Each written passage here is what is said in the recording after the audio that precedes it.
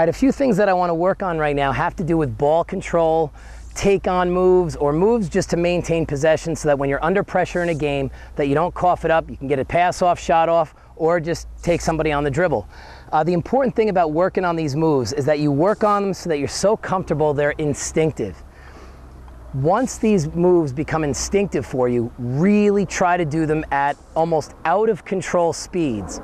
Speeds so that when you're trying them, you're really pushing your body. You might even lose control of the ball, and while you're practicing, that's perfectly okay. So if you lose control because you're really trying to push your body mechanics and your feet, don't worry about it. If you lose the ball, just get to it and keep going. So again, the thing that I want to encourage right now is to work for speed once you have these moves instinctively. Obviously, you need to work on your right foot and your left foot equally. Make sure that you're working both of those into the picture. Then, once you've worked on and mastered some moves, try to link a few together. So for example, if a thing like a step over, if you can do a step over, cut the ball, maybe right off the bat after you do that, you can try to pull a Matthews. So try to start linking these moves together. All right, when you're working on these moves, instead of just dribbling all over the grass or the territory that you have, you actually can work in a very small space and master these moves in an area that's no bigger than 5 by 5 yards. One of the things that I recommend is that if you are on a lined field, you can just keep zigzagging back and forth. Whatever the move is, go over the line, do a move, go right back in the other direction. That way you'll be making sure that you're working on both feet.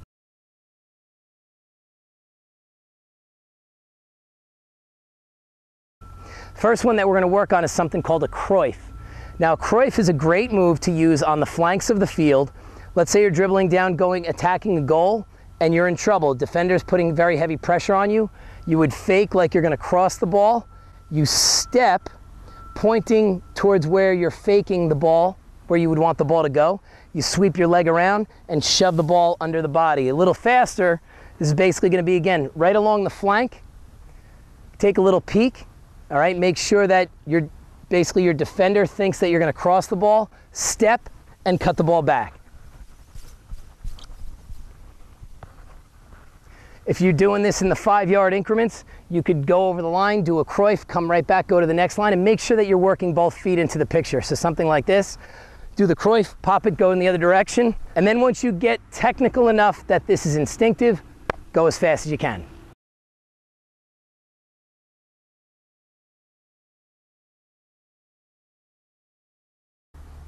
The next one that we're going to use is the step over, and there are a ton of different opportunities to do this in a game.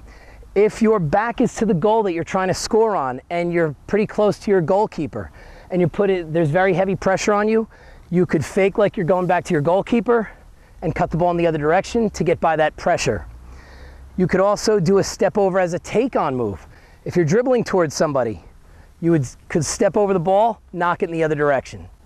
All right, you could use this on the flanks of the field when you're under a lot of pressure in a game and just trying to maintain possession so you can knock the ball elsewhere.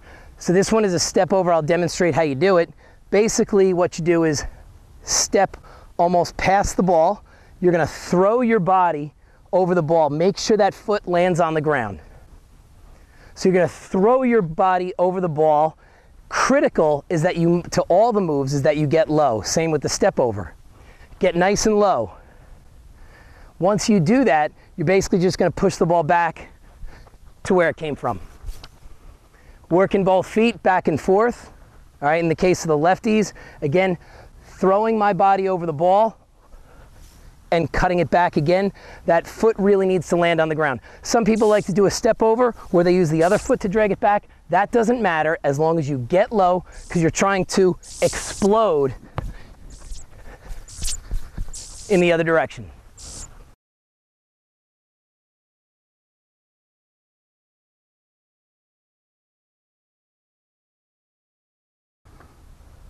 Okay, the next one is called pulling the V. Very simple, very subtle move. You're basically just going to fake like you're giving the ball a little kick. You're going to roll on it, hop, and push it about 90 degrees in another direction. Some people call this move the pushkas. All right. Basically, again, little fake kick, hop, push it about 90 degrees in the other direction. Left foot, get a little hop, push it 90 degrees in the other direction. All you're trying to do is just unsteady your defender with a just nice little fake move, and push it.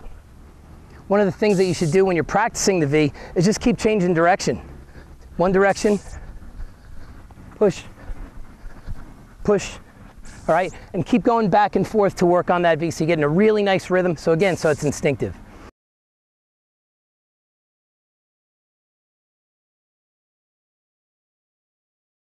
Next one I want to work on is the L. The L, it's going to start off similar to the push-kiss or pulling the V. You're basically going to put your foot on the ball, pull it behind your body, and make that 90-degree angle shape. This is great to work on with both feet because you just go right foot, left foot, right foot, left foot. Push that right under your body and just get a nice rhythm.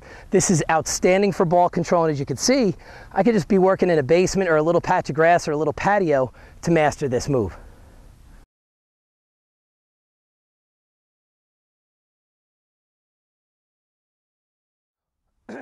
One variation of the V is something that some people call the messy V. Basically, this is just going to get you out of trouble. All right, you're still going to pull that ball back, but this time you're still going to be making a V shape with the ball, but instead of pulling it in and going to that, let's say the right side, I'm going to pull it in across my body, hop in the air, and push it. So it's still basically making a V shape, and it's critical that you pull the ball into you to get it out of trouble rather than just trying to tackle heavy all the time. You're going to pull the ball in and push it with your other foot. So I'm basically at one point, I'm actually in the air as I'm doing this move. Pulling it back, I hop in the air and get it out of trouble. Again, head up so you can have nice vision of the field. As we would do in all these moves, you want to constantly be ready to scan the field. When you're actually doing the move, it's perfectly all right to look at the ball or just above the ball. So that's the messy V.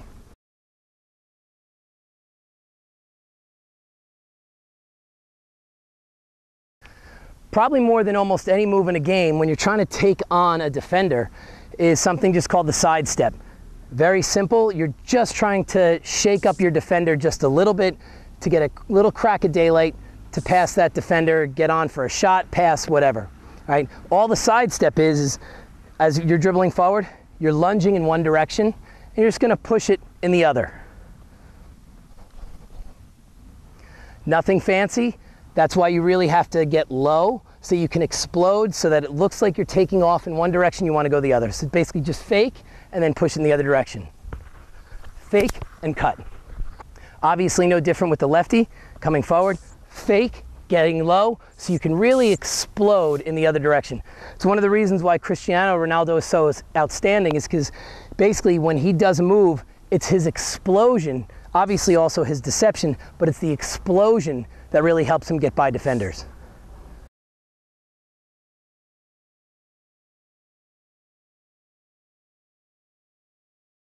The next one's very subtle. It's basically a fake kick cut, and all you're going to do is just fake like you're kicking the ball, and you're just going to cut it across your body.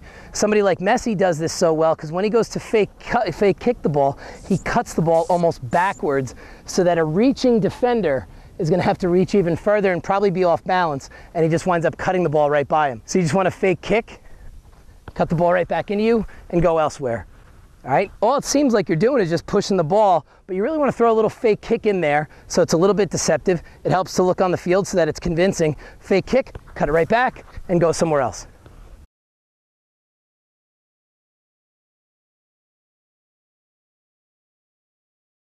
The next one's called the Matthews. Now the Matthews is extremely effective because defenders, good defenders, like to hawk the ball and stare at the ball. With the Matthews, you're going to take a little touch on the ball, so automatically a good defender staring at that ball is going to be thinking that you're going in one direction, and you're immediately going to cut it back with the same foot on a hop in the other direction.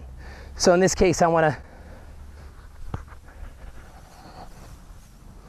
to push the ball. The defender is going to go with it. I still have to get low, and then I push the ball in the other direction. So push, hop in the air, and push it in the other direction. Extremely deceptive because, again, outstanding defenders know that they must hawk that ball. They must stare at that ball with the left foot. So with the left foot, on the hop, push it, and go. You could do this Matthews at extremely high speed, and it's even more effective.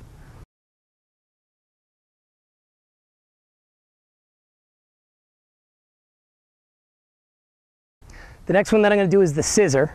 All right, the scissor is great to practice even if you don't use it in a game, because the scissor helps you get on balance for other moves that you might try. For example, as you're approaching the ball, if the ball's right at your feet, you're going to step around from the inside of the ball, getting extremely wide and low. Not too wide where you're not on balance anymore, but wide enough that you could load your leg up with good strength and good power, use the outside of your other foot to go in the other direction. So in the case of a scissor, around the ball and push. Just going with the lefties. Again, setting up. You're going from the inside of the ball to the outside, getting low, pushing in the other direction. Scissor, wide, and cutting the other side, cutting the other direction.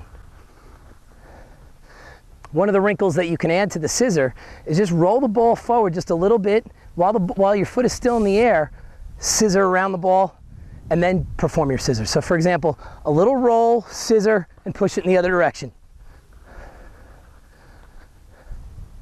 Little roll, scissor, go in the other direction. You could also try a scissor meg, which is basically once you scissor, if the defender's legs pop open, push it right through their legs and go around.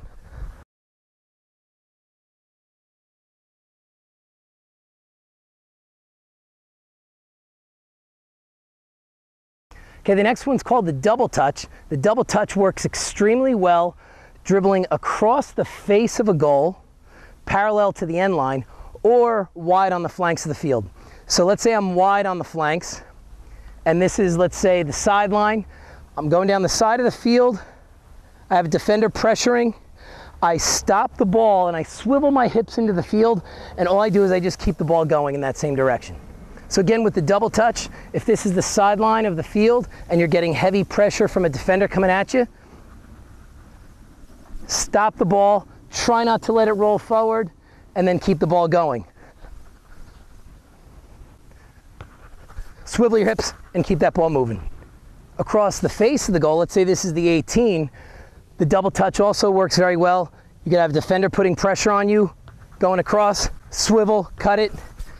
You'll get a little crack of daylight to maybe get a shot off or a pass to a teammate, or enough room to cut in and dribble.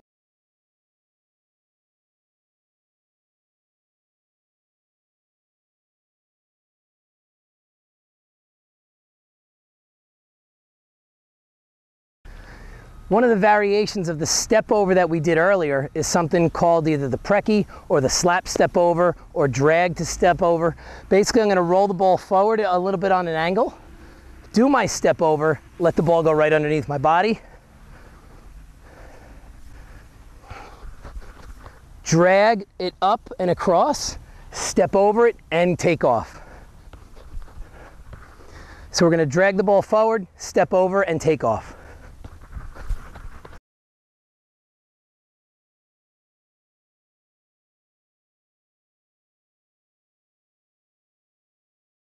One of the moves that we're going to work on is the Maradona, also known as the Zidane. You could do this in many areas of the field, although I don't recommend you do it right in front of your own goal. But in many situations, you could be being pressured right in front of you or slightly to the side. You want to make sure that you use your opponent's body to that player's disadvantage. So for example, if the player's coming in, you pull the ball into you and spin away from them, using your body and theirs to protect that ball and keep it in your comfort zone. So a player could be right in front of you or coming from this angle. All right, I'm going to pull the ball into my body and get ready to spin to shield the ball. Use a little bit of your arms to keep balance and fight off the defender. Pull the ball in, pull it, and keep going. So what we're going to do is we're going to pull the ball in and spin and use our body to fight off the defender. Even if you never do a Maradona in a game, it's good to practice because it gets you more comfortable with the ball.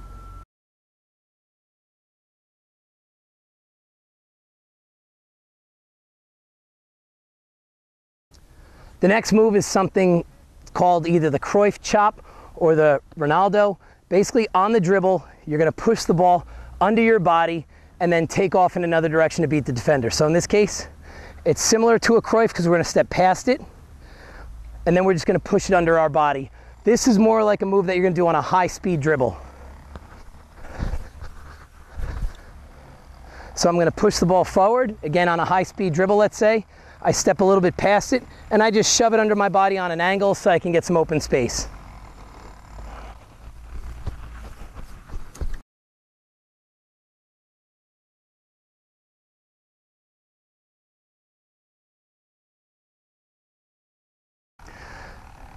Not going to do a whole sequence on passing, but at least at the youth stages, one of the things that we want to make sure is that we have proper technique when we're passing. Again, scanning the field regularly. When we go to pass, we step relatively even with the ball. We point our toe at the target, but the kicking leg has to go straight back and then straight forward. So if I'm kicking the ball towards the camera, all right, I'm going to put my foot right here, pretty even with the ball. It doesn't have to be too close to it, but even with the ball. Leg goes straight back, leg goes straight forward, and the ball will go straight forward.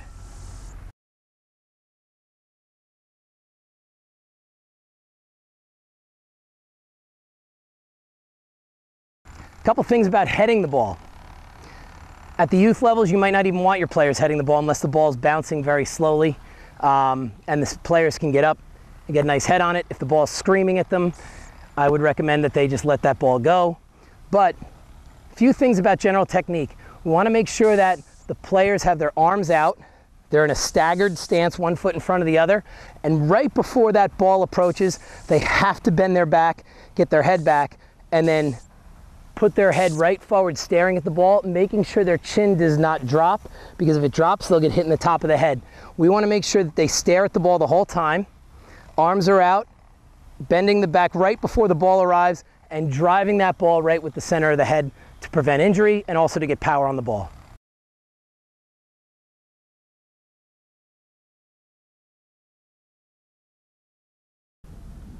Okay, what I want to do real quickly is just walk through a few things regarding shooting for power. I recommend that you go very close to a goal. There's no reason to go really far out yet.